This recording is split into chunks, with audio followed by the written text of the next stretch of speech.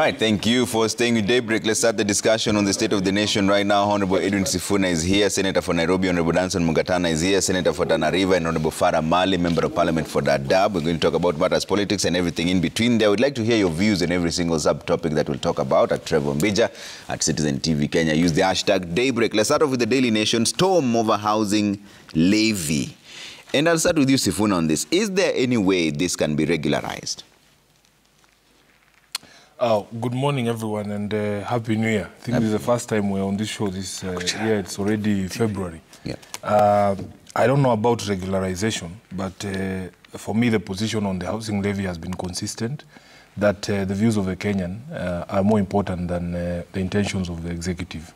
There are very unfortunate statements I heard yesterday from the Member of Parliament from Bere North, Geoffrey Ruku, who essentially was telling people that if we see you firing people, releasing people from construction jobs pursuant to the court order, that you will be Azimio, that you are essentially Azimio.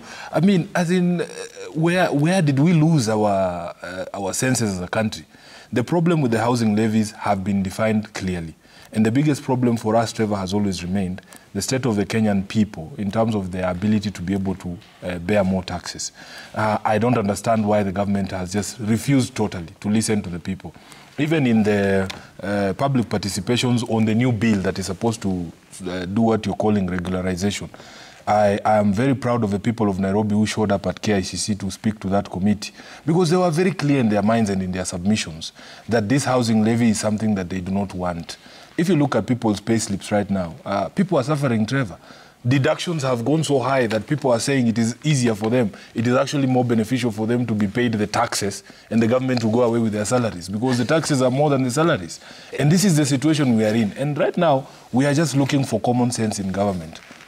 We hear people like Murkomen saying, oh, now they want to introduce tolls on some of our roads. There must be something very wrong with you if you look at Magadi Road, the stretch between Galleria and Rongai, and you think that the thing that it needs the most is a toll station. You know, there's a big problem with this government, and we want to introduce some level of common sense. Whatever these people are smoking, it's not working for them. They need to either stop it completely, reduce it, or as they say in the streets, waache ikauke ama watoe mbegu. Because it's not working for them. Let us just introduce common sense and listen to the people. If the Constitution starts by recognizing the supremacy of the people, where is the voice of the people? What is the purpose of this public participation?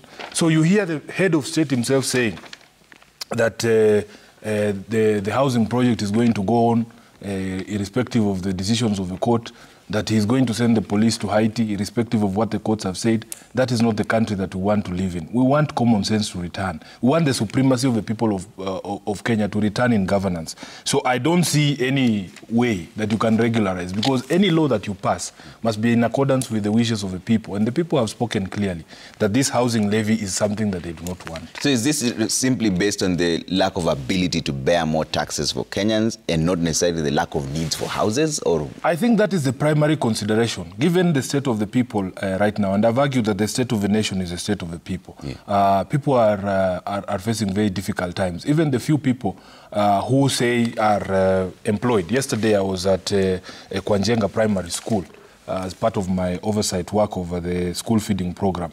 And the teachers raised a very interesting point. They said, Sifuna, you people are saying you're feeding children in schools. But have you imagine that we as teachers are very happy to be feeding these children this food, and yet we don't have food ourselves? The teachers are looking at the children eating and wondering, why do you think us guys don't need food? Because if you look at the teacher's payslip right now, so a teacher who teaches at a primary school like Kwanjenga is not a rich person. If they tell you the state of their pockets, their deductions, some of them have children who are unable to go to school. They are in their houses. When you leave a school like that, you're given a full list of teachers' children who are unable to go to Form 1, people who have done Form 4, Class 8. Yeah. So we are saying the state of the people is such that the sort of taxes that have been imposed by this current regime are unbearable. Please allow us to be able to breathe just for a few years, and then you can tell us about new taxes. Okay. Mugatana, is there a need for the houses now? Let's start from the basics. Do we need this housing? Good morning, Trevor. Good morning. And good morning, the people who are listening to me. I think I have tremendous respect for my colleague, Senator Sifuna. But you know, Trevor, the need for housing is really, really great. And in fact, for him, unlike me, a rural senator, you know, mtu ya mashambani, he is staying with 61% of his population in slum-dwelling areas. So he should be in the forefront, fighting for space, for people to have more housing, for improvement in housing. And I'll tell you, the statistics are telling us that we are producing about 50,000 units per month, per annum. And yet the requirement is about 250,000 units of housing per year. So we shouldn't be arguing about whether there is a need. In fact, there is a great need in this country for housing. And this is part of the Vision 2030. This was part of the Jubilee administration in the past immediate administration. This is not something new we are talking about. We must also agree that this is part of what the Constitution says, Article 43, Sub-Article 1B. We must agree that the need is there, Trevor, and Kenyans know that the need is there. However, I agree with my colleague here, with a lot of respect, that the public participation, I went to the one that was there in Tana River on Friday, and people are raising issues, issues that we need to look at as legislators. Amze stood there and said, we had Johanna Ngeno Mheshimiwa, who was leading the team for the Committee on Housing from the National Assembly. And after explaining everything and opening the floor, Amze stood up and said, look, my son is employed in the county government, yeah? And he took a very big loan, and he has built his house. Now he's hardly earning anything. Yeah? Why should he be forced to pay for another house? You know, another Mzee also stood up and said, look, I'm 70 years old. I may not be living in a big house or what, but I'm living in my own house. Yeah. Why would you want me to? And that is in Tana River, I'm telling you. Yeah. I was amazed at how people have understood this thing and how prepared they were. The chairman of Juakali, for example, he said, look, we people in our sector where we are informally employed, where do you put us in terms of the deductions? Because look, for those who are earning 0 to 20,000, you have the rate. 20,000 to 150,000, you have the rate. You have the ones for the above. What about me? Another guy was saying, me, I'm selling mangoes. Me, I'm selling goats. Where do you put me? Is there any means assessment? That there is evidence that this was not well thought through. So this is the thing I'm telling you. This is what I'm saying. That's what I'm saying, that there are issues. And, personally, when I spoke to the bill, I said we actually need this like yesterday. Everybody needs house, even here in Tana River. But you see, we have to have input from rural setups like ours, as opposed to Nairobi setups where Sifuna comes from. We don't need high-rise buildings, If you go to Mbotela Estate or in Mombasa or in some place like Malindi Ngala Estate, the houses were 111 because they had a lot of land at that time. And this is the situation which is obtaining in my county.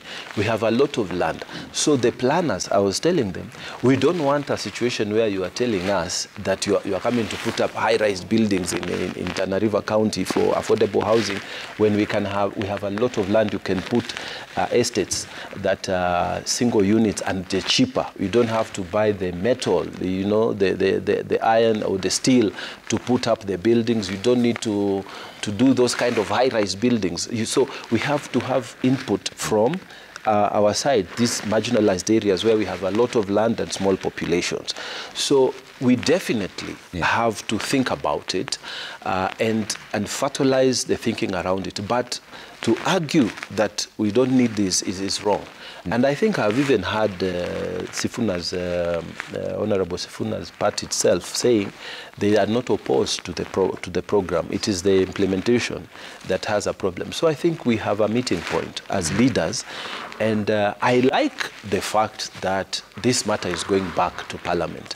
My prayer is that when it is in the National Assembly and when it comes to our house in the Senate, we will not have, rushed, debates and, put the question kind of thing. Let us have a well thought out debate, ideas, because Kenyans have spoken and the idea is good. We're all meeting someplace. So let us put this thing and effect it in a way that, 10 years, 20 years later on, when our children now are fathers and mothers, they will say, Dad, when you were there, you did the right thing. Honorable Farah, is this necessary from the people you speak to? Personally, I don't want to discuss the merits and demerits of having houses, new houses. The thing that bothers me more than anything else, and it's very fundamental, is that we have separation of power. What we have right now is what we call judicial overreach. In separation of powers, the executive has a role, the judiciary has a role, and the legislature has a role. If one of them tries to emasculate the other one, in any democracy, in any constitutional democracy, the centerpiece of the operation of that democracy is that every arm of the state hesitates and hesitates immensely to try and butt into the other. This is an executive matter. It might be the fullest, it might be the worst thing that this government has done. We have only one way to deal with it, the right of recall. 5 years down the line, people will decide if they did things well or not. Throw them out if they didn't do well, bring them in if they did well. You see what I mean?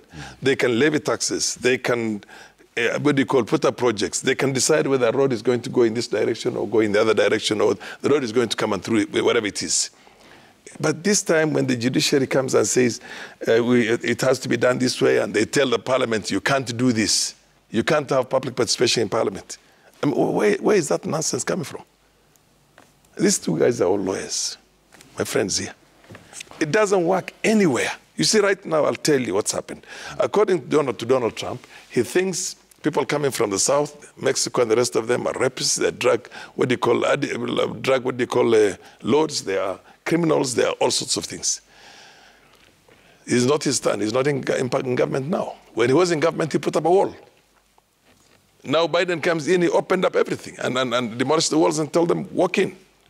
When the governor of one of the states tried to come in and go through the courts and everywhere else, he threatened to employ the National Guards and tell them, go and protect those illegal immigrants who are coming into the country.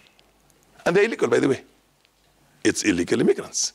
But because that is the role of the executive cannot be told how to run the government for the period it has the mandate. I'm telling you that. It can't be told.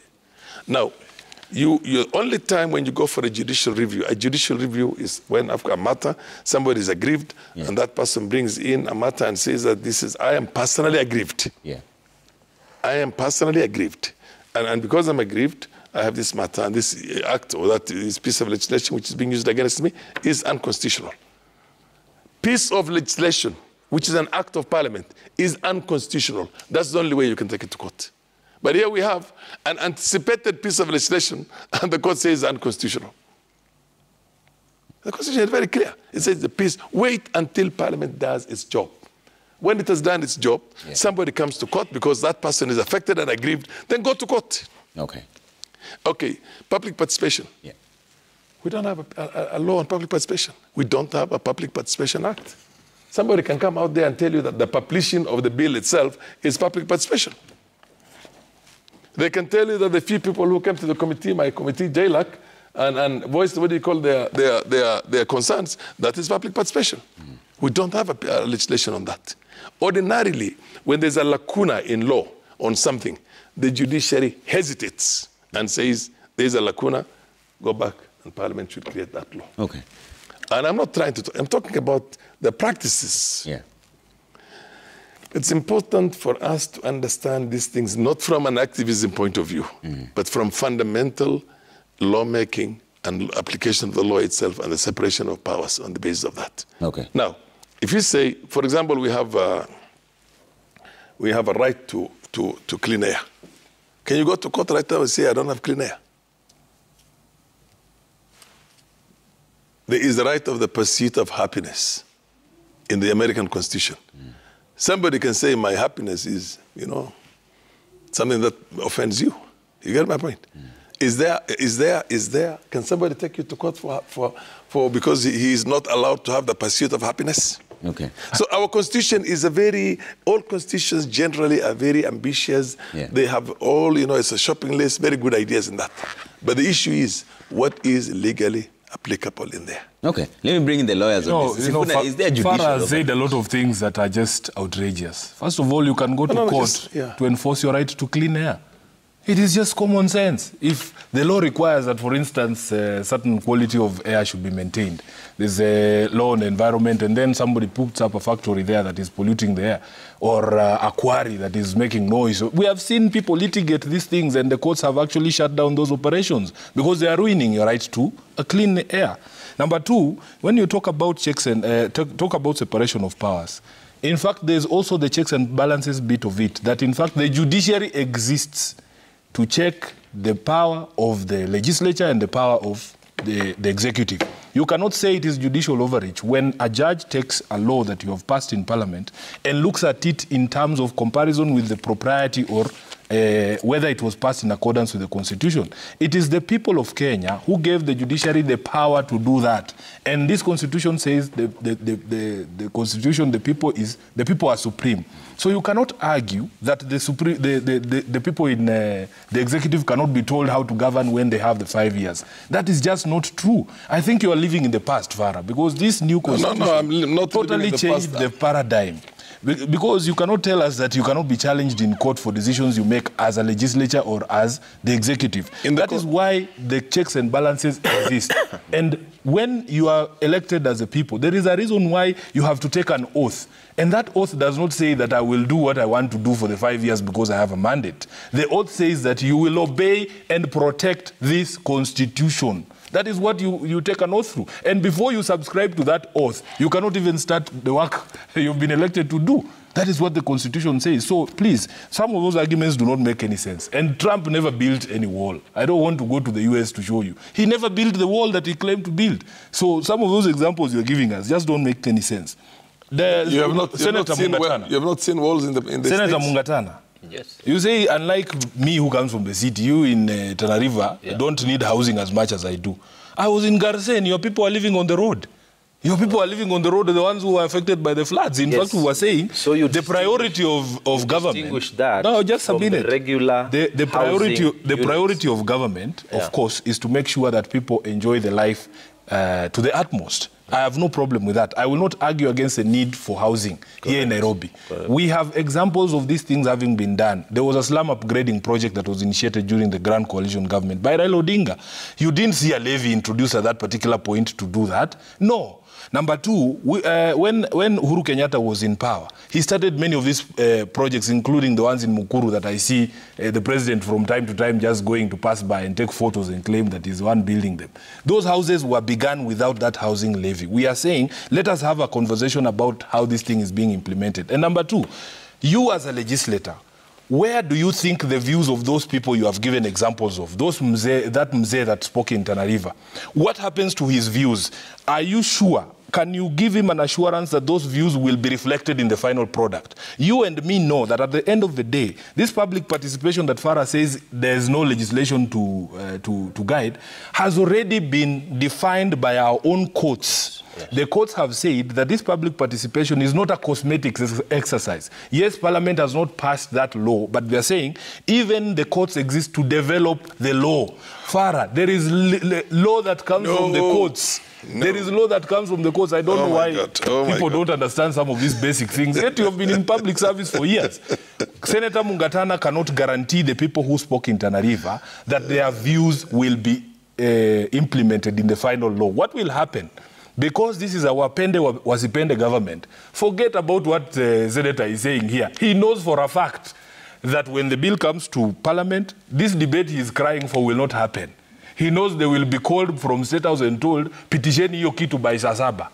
These are the groups that go there and chant, put the question. He is one of them. Yeah. So, is that Kenya Kwanza? Can I first of all, you are misleading people here. Don't lie to you are misleading Don't lie to the people that there will be a debate. There will be no debate. Okay. I can assure you, because Ruto himself has spoken to this issue. He has said, wapende wasipende, whether the courts pronounce themselves, whether wananchi speak, it doesn't matter who says what. He's going to implement this project, come rain, come sunshine. So your views, all of those things, we saw it with the finance bill, Trevor. We were with you here. How many people, how many organizations, 99% of the people who showed up before the committee said these taxes you wanted to impose were going to hurt the economy. The economy is hurting right now. Did Ruto listen? Did any of the members of parliament in Kenya Kwanza listen to the people? Mungatana himself today, I want him to tell the people of Tana River. I want him to tell the people of Tana River that if that bill comes and it is not reflective of their views, he will vote against it. He can't say that because I know how he will vote. Can I speak to this? First of all, you know, Sifuna is a very good misleader. Because, for example, now he's talking about the Raila Odinga starting the housing project in the slum upgrading. It was not his project. Whose project was it? It was not his project. It was done in his constituency. No. No, it was done in Langata constituency. Mheshimiwa, you are not there. I was there. What do you mean I was not there? I was the prime minister at that particular point in time. You are not in the house. You are not in the house. That project was conceived under 2030, Vision 2030, and it was there. And in fact, I'll tell you for a fact that there was resistance from the local member of parliament, who was Raila Odinga at that time. Yes, he came into the bandwagon afterwards. It is a fact. Don't rewrite history, my friend. No, it is a fact. Don't rewrite history. It is a fact that at the initial stages, he was telling people that this thing is political. No. Later on is when he changed. That's a fact, Bwana. Please, we were in government. Don't lie to the anyway, public. And you don't need to be a member of parliament to see how this is coming up. Apart from that, I want to make the other correction. Yeah. Mheshimiwa is arguing that I need to give guarantees to the people that their views will be heard. I'll tell you this, that those views were heard. That's why, as a senator... In the bill? As a senator for Tana River, I'm telling you, as a senator for Tana River, I spoke to that bill in that meeting. I don't know whether you went to any public participation. No, I did not. Not there. You will go nazunguka kufanya mambo ya ODM. Correct. You see? And you see now the problem with these people. Because I'm not a member of the public. You allow the public to speak. No. The issues with these people, the problem with these people is that they are always out there painting things, doing things that are not relevant to processes that result in actual legislation for the people. He has now, like the way he's talking now, he's already decided he's not going to debate. In fact, Honorable Sifuna, it's you. I want to tell him, on that there's a particular bill where you said you would rather stay and take a drink rather than come and give... No, it was the president's speech, yes, not a bill. It was the president's speech. Same thing. Okay. I can't sit listening to lies. It's not the same thing. The people of Nairobi. What representation happens at a presidential speech? Of course. What did you say during the speech? Unless you didn't, you don't know what representation is about. You are deviating? No, I'm not deviating. I'm trying to show you that the problem, Trevor, the problem with Honorable Sifuna is that he just talks. He's not focusing on the issues. He's saying we are not debating, and yet he himself, he is not in the house to debate. He is out there doing ODM matters. He is not the house public... is on recess, boss. You know that. No, where were you debating? I'm talking about, I've just given an example, and you... The president's speech. It was on the Hansard, where he says that he would rather be out there drinking than sitting in the house to do the thing. This is the attitude these people have. Their thinking is that when you go out there, and I keep saying negative thing about my country, negative thing about the issues that the president is pushing, then the people will elect me. I want, for your information, kwa taarifa yako, people will not elect you people if you don't have programs and plans. So let's come back to the main point. The point. Are you guaranteeing the old man that his views will be heard? I am going to say this, and I will say this. In fact, what he said will be on the Hansard. When this matter comes, I took notes. And I'm a very serious legislator. I took notes, and we have very serious issues. In fact, when I was speaking, I even told them, take note that the board you are creating must reflect the views of those of us who are in the marginalized areas. And if they are not, will you reject that? No, of course I will, because I'm entitled to vote. I am entitled also to improve by making amendments to that act, okay? Because I am a sitting legislator, okay? So what I'm trying to say is that can Honorable Sifuna and his ilk stop banding negativity? Let them come and do the work. Let them stop saying that, yo, Kenya Kwanza, we'll go there and put the question, there'll be no debate. Yeah. How come when we were doing the social protection bill in Turkana, I moved an amendment. That is a bill that is coming from the State House, and that is a bill that is a foundation on the Kenya Kwanza agenda. But I moved an amendment. Okay. The problem with our colleagues in the opposition, they think that when they go to funerals, when they go to party meetings and hurl these words, negative words, negative, that's when they'll get elected. Showing how bad our country is their ticket to State House.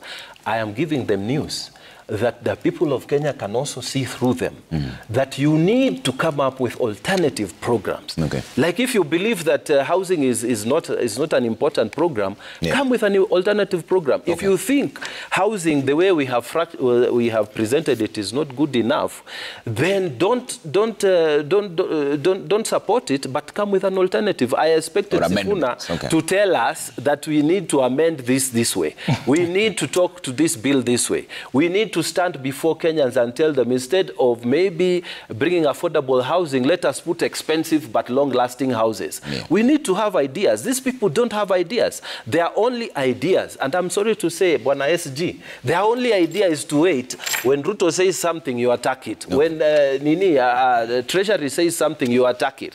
When the Minister for Roads says something, you attack it. Okay. That is their agenda, which is unfortunate, because I know inside the opposition resides some good brains. All right. They can be useful to put ideas, alternative ideas that will help this country go forward. Not to just say everything is bad. It doesn't help us. Farad started making a point of judicial overreach, but I'd like to know, how then do you draw the balance between the rule of law and judicial overreach? But that coming up right after this break, all right? So keep your views coming at Trevor Mbidi at Citizen TV Kenya. Is the hashtag Daybreak. There's a lot of them coming through. We'll read them in just a bit.